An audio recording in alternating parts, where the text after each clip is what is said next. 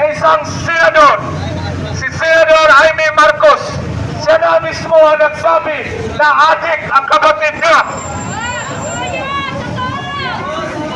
Ipagpatuloy pa rin ba natin ang tiwala natin sa isang adik na presidente? Kaya please, nananawagan kami. Ako, kahit ako na siguro yata si Buano dito, or meron ba? So, manawagan ka sa ato ang Armed Forces of the Philippines o sa PNP. Kailang kami noon, pakinggan nila ang ating panawagan na bumaba na ang Presidente. Marcos, resign! Marcos, resign! Alam sa mga timog sa Bisaya, Marcos, resign! Ang sabi nila, pag mag-resign daw si Marcos, kasi daw, mga DDS tayo. Alam ko, ako, aaminin ko isa akong DDS, no? Ako ang founder ng Duterte Riders Team nationwide. Buong Pilipinas ang grupo na tinayo ko. Pero, wala na ang politika dito. Hindi tayo, wala tayong pinipiling politika. Kahit pag-stop eleksyon tayo, bumaba lang ang presidente.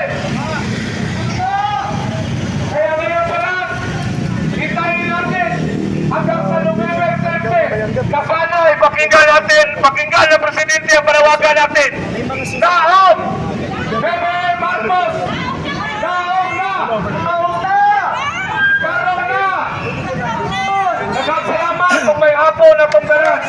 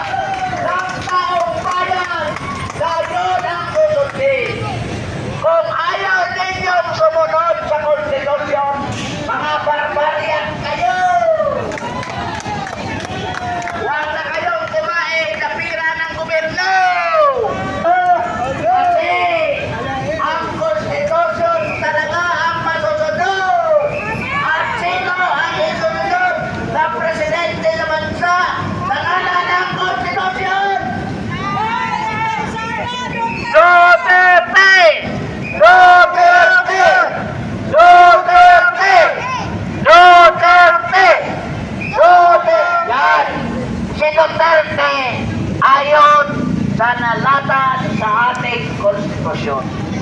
Walang ibang makaharang dyan kasi sabi ng militar, armed forces at police, kami po ay sumang-ayon at sunod sa konstitusyon. Ibig sabihin, hindi nila harangan ang pag-upo ni VP Sara bilang susunod na presidente pangalip sa alis na bagat na Pangulo. Tama ba? Tama. O ngayon, ako po ay manawagan sa ating mga kaparian. Kayo po ay sinusunod namin ayon sa inyong moral na pagtuturo sa amin. Sabi ninyo, bawal ang gamot, bawal ang droga, dahil makakasira sa inyong katawan, sa utak at sa pamilya. Sabi ninyo, pinangaralan ninyo kami na ayaw magkurakot dahil kasalanan ng Panginoon. Thou shall not steal. Nasa 10 utos yan ng ating, ano yung tawag natin, God's commandment. Di ba?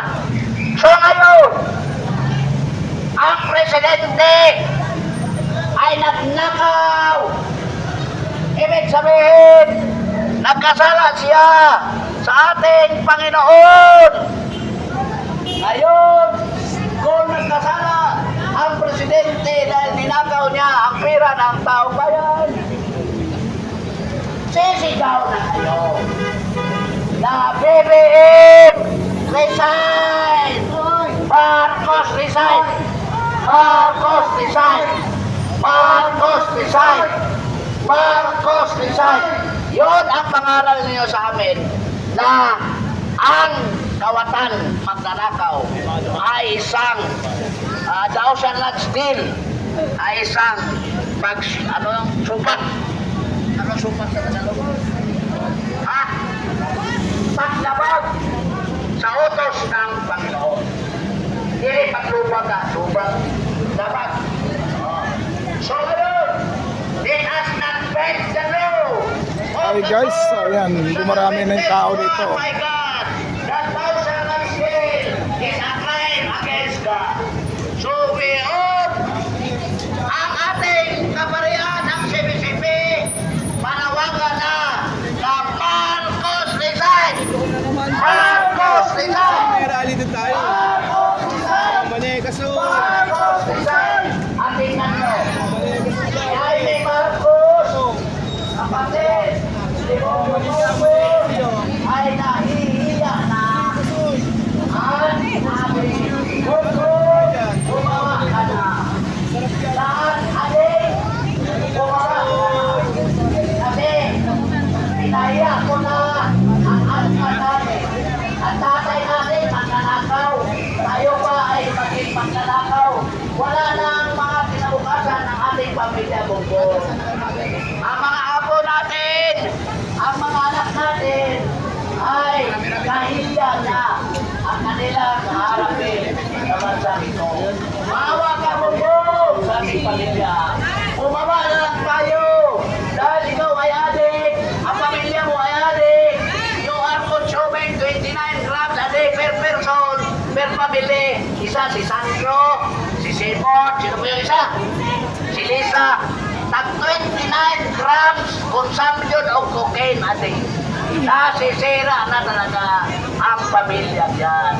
Sabi ni Jaime, mabawa ka na dahil nahiya na kasi. Sabi naman ni Jaime Romualdez, pinaya mo ang apelido Romualdez, magnanakaw. Ikaw ang magnanakaw na nagnakaw, ibigay mo kay Bongbong Marcos. Sabi yan ni Sandro, ang sabi niya ni Saldi, Saldi ko, sabi nila ni Saldi ko, bilyon-bilyon pera sa malita binigay ko kay Martin at binigay niya kay Bongbong Marcos. So ngayon, marami na tayong resibo. At saka, Marcos, hindi ka na makapag-lead sa bansang Pilipinas dahil mangangka. Hindi na namin alam, kami mga Pilipino, kung saan mo kami dadalhin. Dadalhin mo kami sa pagduruga, dadalhin mo kami sa pagnanakaw. Adiyo! Buwang ka na! Buwang ka na! Baliw ka na! Huwag mo kami idamay sa pagkabaliw mo. At kung ang ating presidente ay baliw, unable to lead us to where we want him sana to lead yung magandang, sana magandang kinabukasan, hindi na niya lang magawa. Dahil isa na siyang adik, isa na siyang baliw, wala na siyang utak. dapat na siyang bumaba because nakasaad yan sa konstitusyon na ang presidente na wala na sa katinuan, baliw na adik, yan ay bumaba na. Dahil you are a national security threat. You are a national security threat. Matagal ko na lang sinasabi, di ba mga vlogger? Last year pa, nung kinasan natin ang Marcos alis dyan, doon sa anong hotel yun? Aberden Hotel. Aberden, August yun, last year. Sabi ko, si Bongbong, pag sinabi niya ngayon, oo, bukas, sasabihin niya, hindi.